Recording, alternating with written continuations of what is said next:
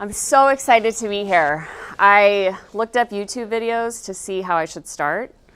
I was like, what should I say? Should I start with a joke? And I was really nervous, and I walked into the kitchen and I told my husband, I said, listen, I'm really nervous. There's going to be a lot of dudes. Normally I just talk to women.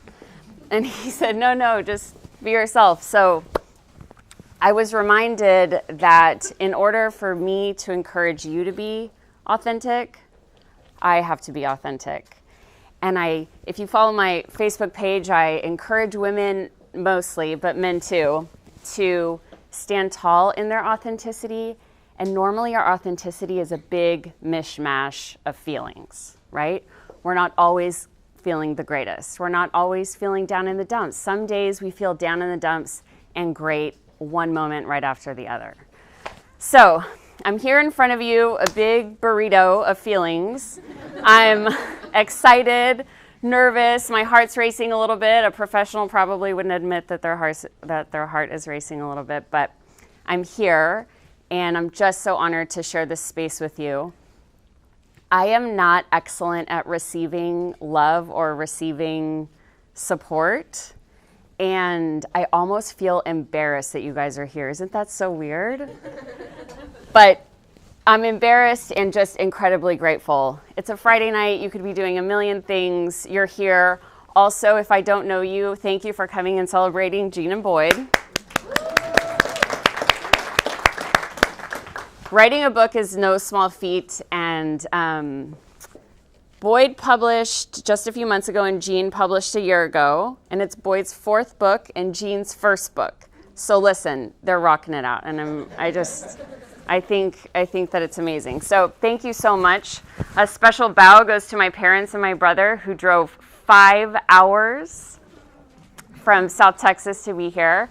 It is like third grade open house, and raise your hand, mom and dad and brother.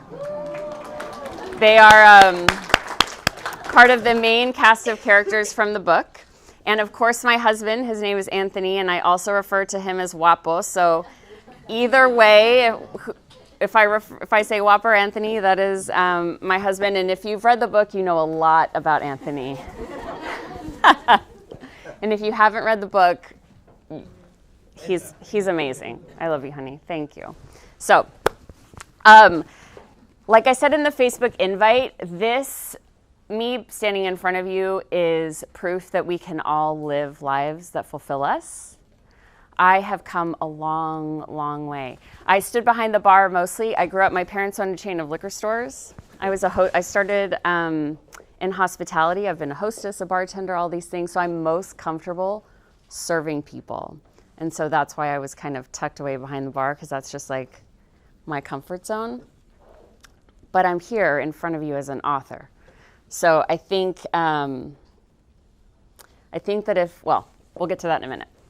So tonight's not going to be perfect. It's going to be better than perfect. It's going to be good. And we're just going to talk about the journey that I've experienced through the Courage to Become, and the journey that you can experience during your Courage to Become. So my oldest daughter, she's about 3.5 now. Her name was Alexandra. She was about 2 months old, and I walked into our living room. I had just come home from a run. And I asked my husband, I said, why didn't anybody tell me that any of these weird things were going to happen? And he said, what are you talking about? Never mind that I was running 2 months after I had a baby. And I said, listen, everybody's telling me, they told me what stroller to buy. They told me what crib to get. Nobody bothered to mention that breastfeeding was going to take physical effort, but also an insane mental fortitude. Charlotte. Nobody told me that at some point I was going to have to make decisions about my career. Was I going to continue to be a career person? Was I going to have to take a step back? Was I going to try to have to balance it? And I guess that all seems common sense, but I just didn't know that those things were around the corner. Nobody told me that I was going to have to reckon my body going from form to function, right? So I grew up, in my entire life, my body was, just for fun, just for walking and dancing and going around and playing, and all of a sudden it was doing something. It was growing a baby, it was giving life, and then after I had her, I was feeding her. And so my body didn't feel like it was mine anymore. It more felt like a tool, like something to give this young person life. And after you've settled into those notions for a little bit, they sound really beautiful. But right when you're walking up to them, they are scary. Maybe not for you, but they were real scary for me and super, super confusing. So he said, write a book about it. And I said, I don't know how to write a book. And he said, write a book. So I committed to writing a book for 60 minutes a day. That's it. I wrote 5 minutes in the morning, while I nursed, while I pumped, at night. It was totally unglamorous, totally not high tech.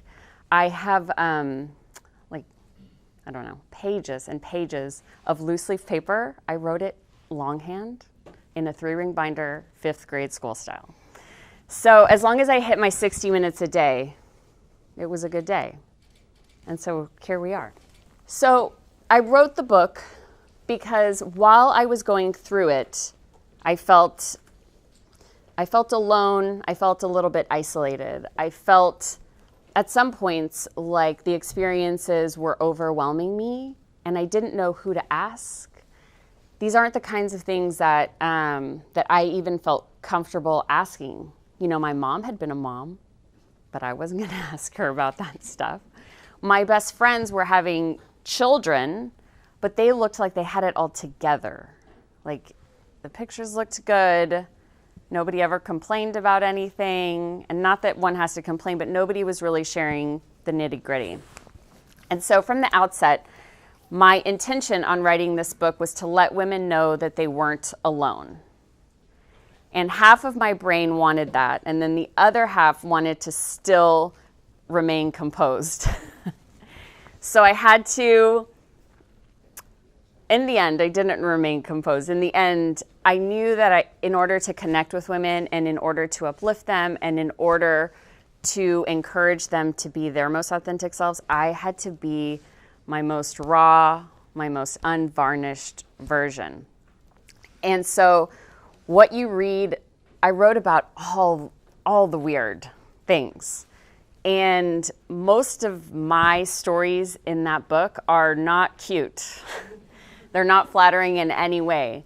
I write about my wrestling with anxiety, with postpartum depression, with body image, with intimacy, with finances. I mean, I wrote about everything I wish somebody would have given me a heads up about. Not the prettiest things. The strollers and what kind of onesies to get, those are super cute. But everyone's offering that clean, neat advice. I needed somebody to sit by me and say, listen, I went through it too, and you're going to be okay. And so that's how I modeled the inside of the Courage to Become. So we're in Austin, so most of you have been on a hiking and biking trail. There are usually these tiny little orange flags, and they're either in the ground or they're tacked onto a tree trunk.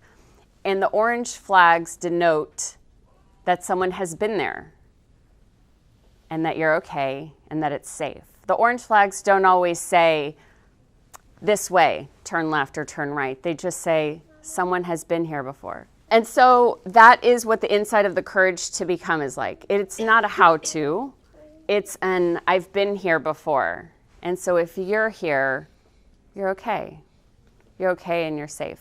Some women have read it chronologically. Some women have read it a chapter here, a chapter there. Some women just really like the journal part. And that's what I love about the book, is that somehow it's able to serve you in whatever season of life that you're in.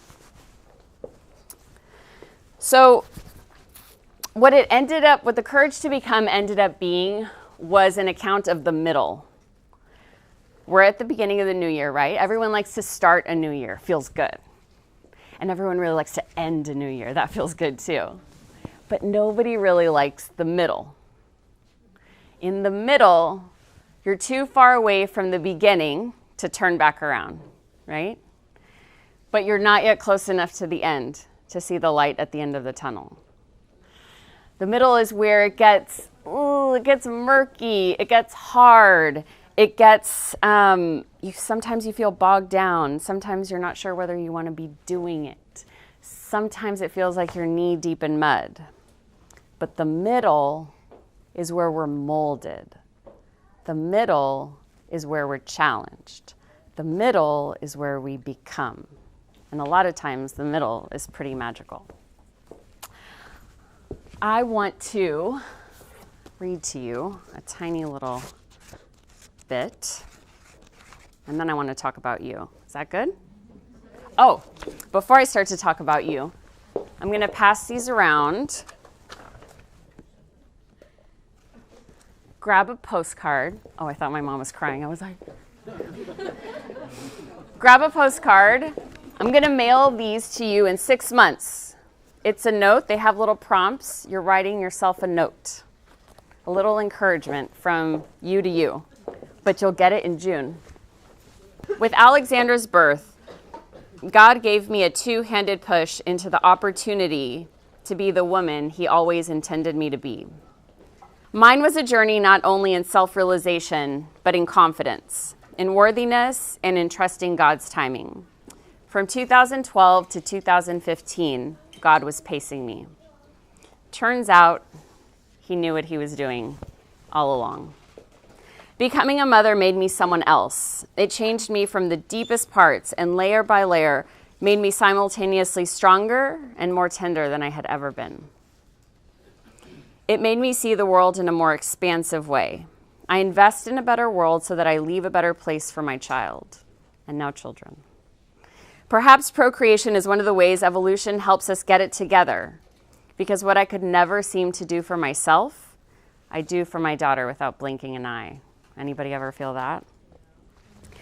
Being her mama inspires me to rise to the occasion that is my life, so that she may rise to the occasion that is hers.